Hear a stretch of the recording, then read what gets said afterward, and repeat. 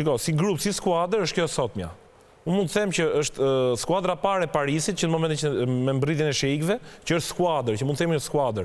Nuk është thjesht që të thuash Parisi shikohet se është Neymari, apo ishte Messi, apo është Mbappé, apo erdhi Sergio Ramos, që erdhi në fund karriere, më tepër për atë show-on, për bluzet, për emrin.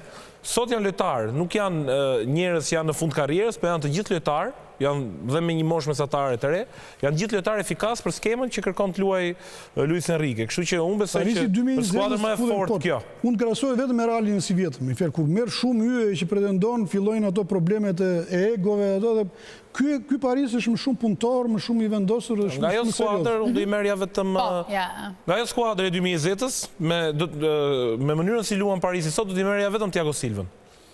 Normalisht. Vetëm Thiago Silva me Marquinhos, asnjë tjetër. Pjesa tjetër e Parisit e këtij viti është perfekt kështu siç është.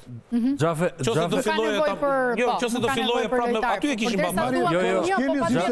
Xhafe tani nuk mund të desh Mbappén edhe do marrësh Thiago Silva. Paço është një nga mbrojtësat më të mirë të fortë në botë për momentin. Nuno Mendes është një nga mbrojtësat më të fortë në botë me Bernard Krasi. Hakimi është një nga mbrojtësat djathtë më të fortë në botë. Prandaj mora vetëm Thiago Silva me Marquinhos. Për leadership dhe për cilësi.